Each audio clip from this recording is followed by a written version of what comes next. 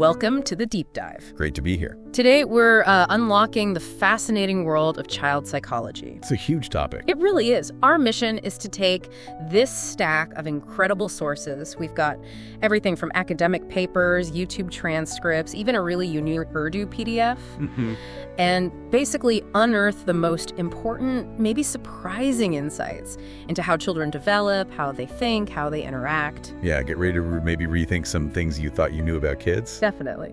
Okay, so the sources we have for this deep dive: child psychology, PDF, developmental psychology, child development, Introduction to Developmental Psychology, Piaget's Stages from Professor Dave Explains. Great channel. Yeah, The Genesis and Evolution of Child Psychology, and What's Child Psychology, #9 from Fiction Beast. Right. And this one's particularly intriguing, an Urdu book, Bashang Ki Nafsiyat, which just translates to Child Psychology by Dr. Abdul Rauf. Okay. The cover itself, it just screams childhood, you know, colorful drawings, sun, house, bike, train. Captures that world.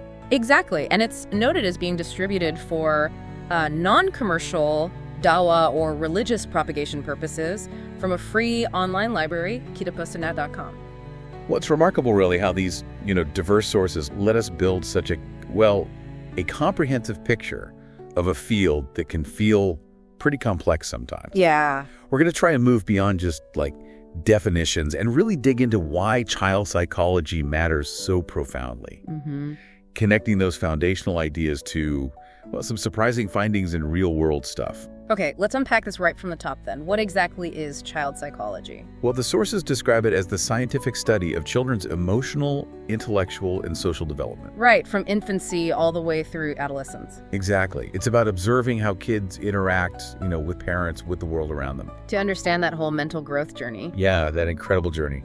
And this leads us to a pretty crucial question. Why is this field so incredibly important, especially today? Good question. What do the sources say? They really highlight that it provides a kind of roadmap, for parents, teachers, even policymakers. A roadmap how? By understanding developmental milestones, emotional expressions, typical behaviors, social skills at different ages. Okay. We can not only celebrate healthy development, but also spot potential challenges early on. Right. And provide support when it's needed most. Exactly. It genuinely changes how we interact with and support kids. It's kind of surprising how recent the field is, though, isn't it? It really is, relatively speaking. Charles Darwin apparently kicked off formal child study back in 1840, just meticulously recording his own kids' growth. Yeah, fascinating. And then early 20th century, you see intelligence tests developing, child guidance clinics popping up. That's when it really started to solidify as its own discipline. Absolutely. Yeah. And what's fascinating there is how quickly that understanding of childhood itself shifted. Yeah. Jean Piaget. He's often seen as the founder of modern child psychology. Right, Piaget. His name comes up a lot. He really pioneered this. Yeah. His work starting way back in the 1920s.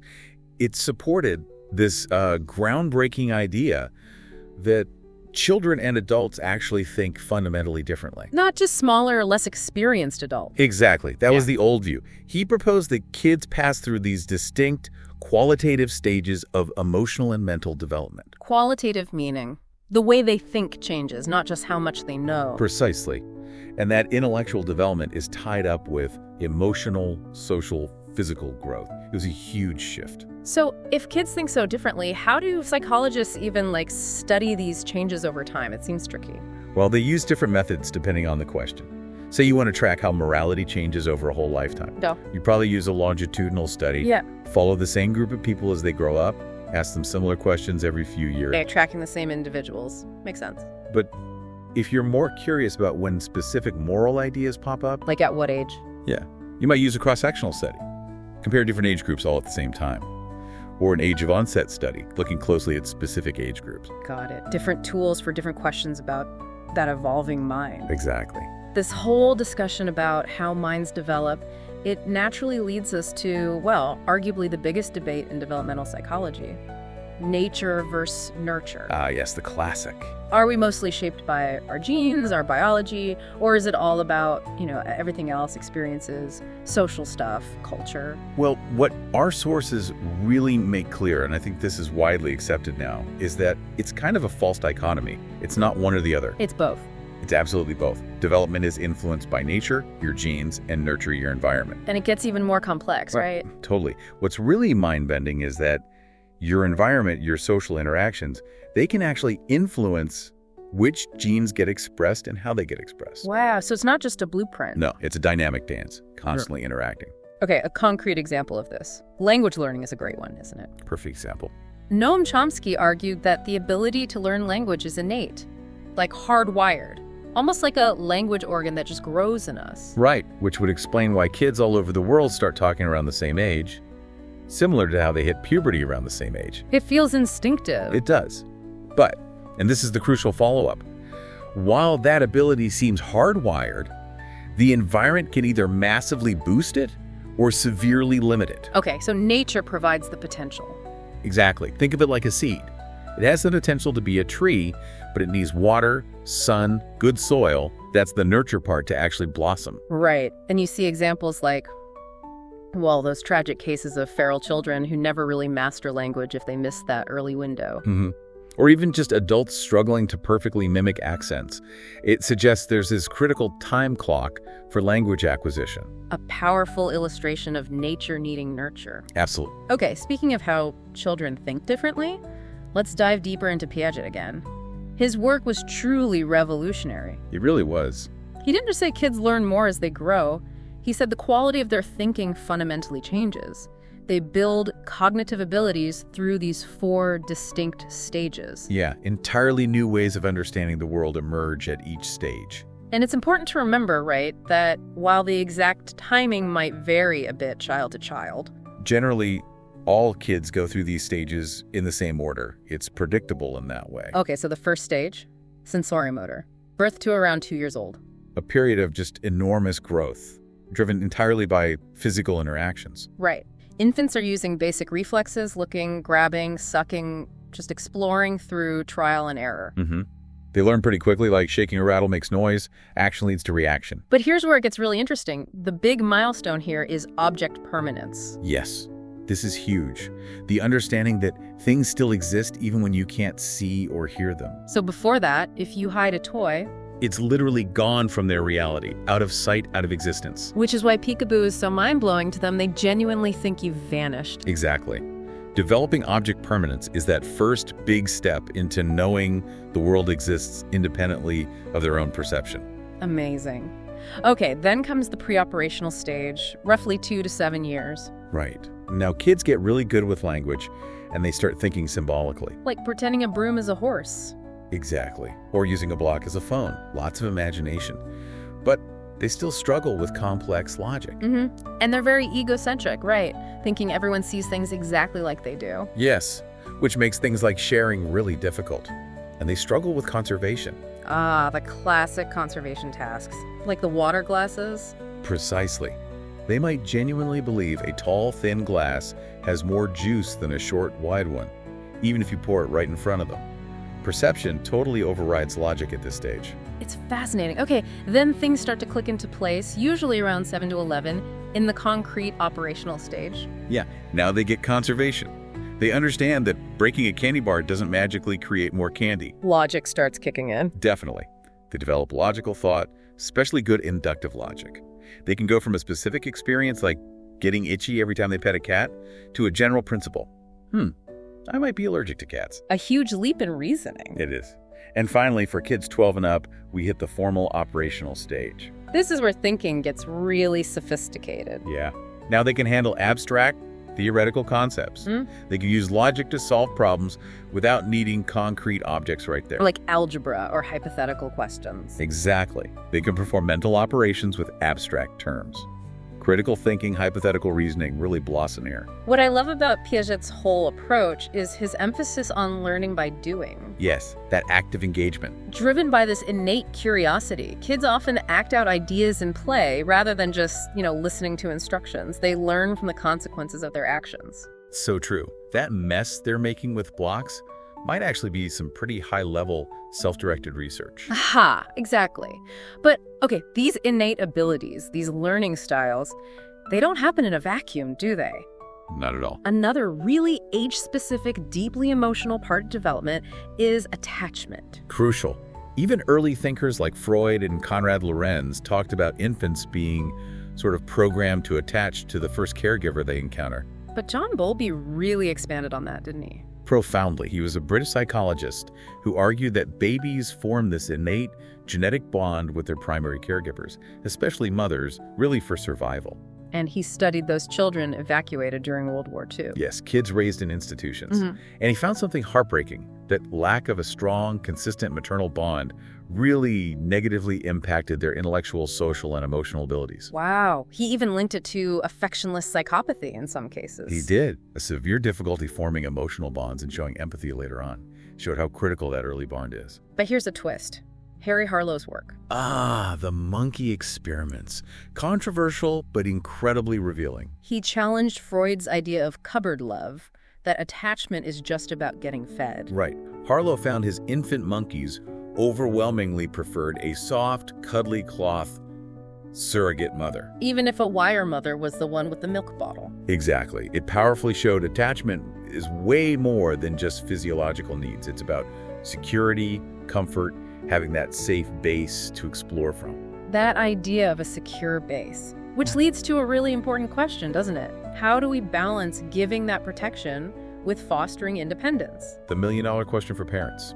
Mary Ainsworth, who worked closely with Bowlby, explored exactly that with her famous strange situation experiment. Right, observing babies' reactions when their moms left and returned to a room. She watched one-year-olds and identified 3 main attachment types based on how they handled that separation and reunion. Okay, what were they? First, secure attachment. About 70% of the kids in her studies. They were distressed when mom left, but usually okay playing with a stranger. And when mom returned, they sought her out, calmed down quickly, and used her as that secure base to feel better. That sounds ideal. It's generally considered the most adaptive. Then there was anxious avoidant attachment, maybe 15%. How did they react? They didn't seem to care much when mom left. And when she came back, they often remained distant, emotionally detached, like they were suppressing their need. Interesting. But maybe still stressed underneath. Exactly. Studies showed they often had elevated heart rates even without showing outward distress. Wow. Okay, and the third type? Anxious resistant attachment, also around 15%. These babies got very anxious when a stranger was there, even with mom present. And when mom returned after leaving, they were happy. Not exactly.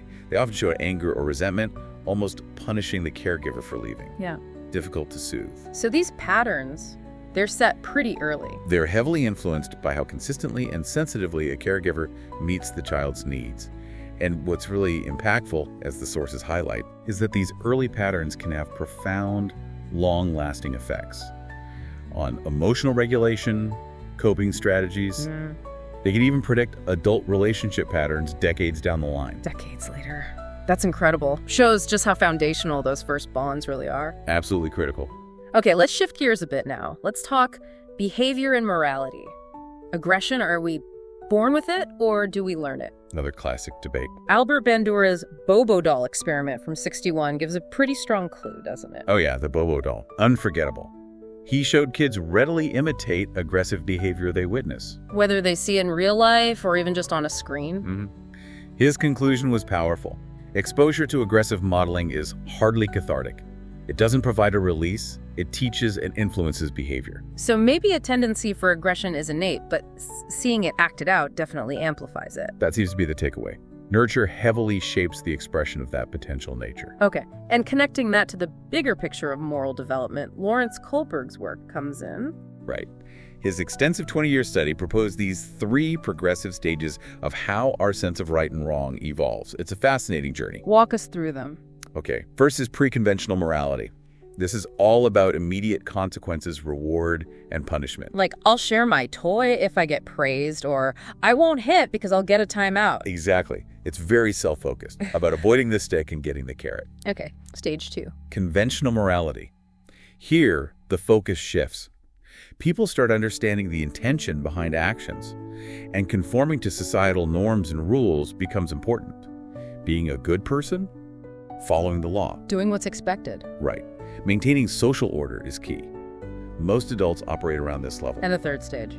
Post-conventional morality. This is where individuals move beyond just conformity. They develop their own ethical principles. So standing up for what they believe is morally right, even if it means personal risk or breaking a law they see as unjust.